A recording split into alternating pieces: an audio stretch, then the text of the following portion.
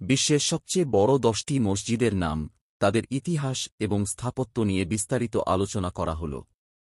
এই মসজিদগুলো শুধু তাদের আকারে নয়, বরং তাদের ধর্মীয় ও সাংস্কৃতিক গুরুত্বের জন্য বিশ্বজুড়ে পরিচিত।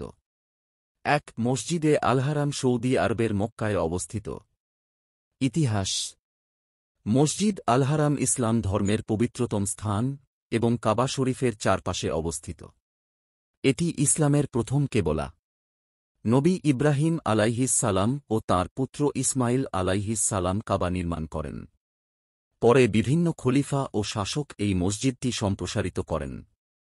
আকার।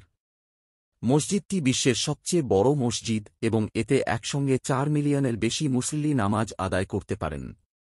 বিশেষত্ব: কাবা শরীফ, জমজম কূপ এবং সাই ও মারওয়া পথ মসজিদের মধ্যে অবস্থিত। 2. মসজিদে নববী, সৌদি আরবের মদিনায় অবস্থিত।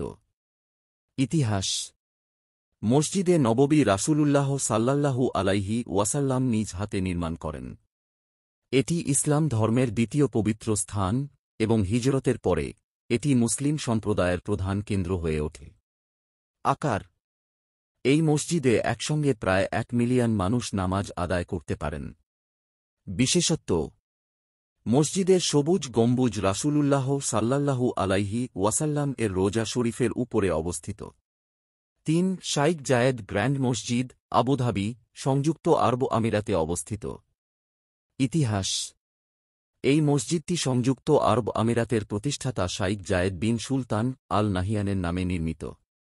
এই মসজিদের নির্মাণ কাজ 1996 সালে শুরু হয় এবং 2007 সালে শেষ হয়। আকার। মসজিদটিতে প্রায় 1,40,000 মুসল্লি একসঙ্গে নামাজ আদায় করতে পারেন। বিশেষত্ব: মসজিদটি সাদা মার্বেল দিয়ে তৈরি এবং এতে রয়েছে বিশ্বের বৃহত্তম হাতের তৈরি গালিচা। 4. হাসান মসজিদ, কাসাব্লাঙ্কা, মরক্কোয় অবস্থিত। ইতিহাস। 1993 সালে এই মসজিদটি নির্মিত হয়। এটি মরক্কোর সবচেয়ে বড় এবং বিশ্বের অন্যতম বৃহত্তম মসজিদ। আকার। এতে প্রায় 1,05,000 মানুষ একসঙ্গে নামাজ আদায় করতে পারেন। বাহিরের প্রাঙ্গণে 80,000 মুসল্লি এবং ভিতরে 25,000 মুসল্লি নামাজ আদায় করতে পারেন। বিশেষত্ব: মসজিদটি আটলান্টিক মহাসাগরের তীরে অবস্থিত। এর মিনার বিশ্বের সবচেয়ে উঁচু, 210 মিটার। 5. ফয়সাল মসজিদ, পাকিস্তানের ইসলামাবাদে অবস্থিত। ইতিহাস।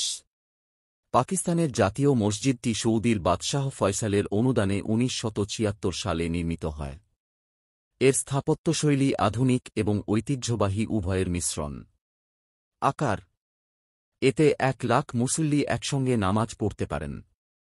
বিশেষত্ব: মসজিদটির পিরামিড আকৃতি এবং 4টি উঁচু মিনার এটিকে আলাদা পরিচিতি দিয়েছে। 6. ইস্তিকলাল মসজিদ, জাকার্তা, ইন্দোনেশিয়ায় অবস্থিত।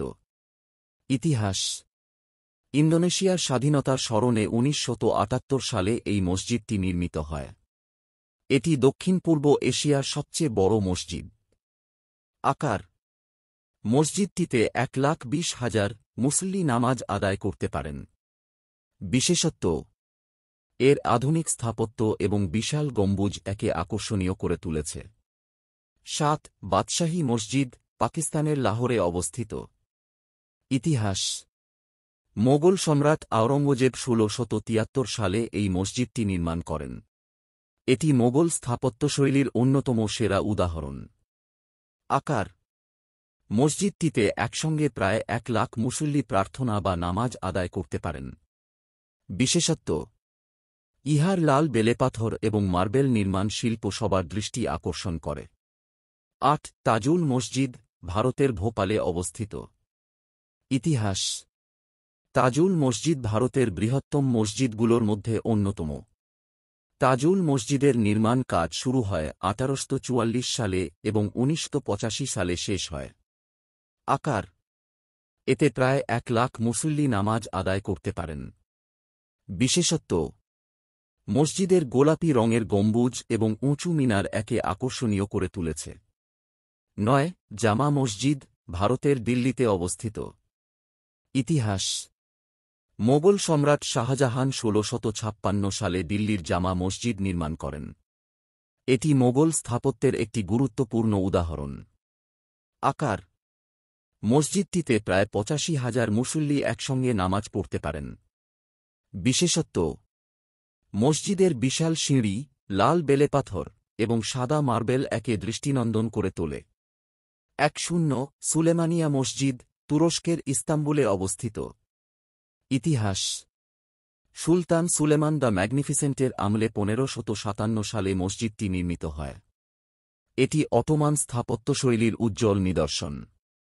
আকার: এতে প্রায় ৫০,০০০ মুসল্লি একসঙ্গে নামাজ পড়তে পারেন। বিশেষত্ব: মসজিদটির গম্বুজ ও মিনার অটোমান সাম্রাজ্যের স্থাপত্যের শীর্ষ উদাহরণ। পরিশেষে বলা যায় যে, উপরোক্ত মসজিদগুলো শুধু তাদের আকারে নয়, বরং ধর্মীয়, ঐতিহাসিক এবং সাংস্কৃতিক দিক থেকেও অত্যন্ত গুরুত্বপূর্ণ। এই মসজিদগুলো বিশ্বজুড়ে মুসলিমদের জন্য প্রার্থনার কেন্দ্র এবং ইসলামিক স্থাপত্যের সৌন্দর্যের প্রতীক। ভিডিওটি দেখে ইসলামের শিক্ষায় অনুপ্রাণিত হলে পরবর্তীতে এমন ভিডিও আরও পেতে ভিডিওটি লাইক ও শেয়ার করুন এবং চ্যানেলটি সাবস্ক্রাইব করতে ভুলবেন না, যাতে ইসলামিক জ্ঞান ছড়িয়ে পড়ে সবার মাঝে। ধন্যবাদ।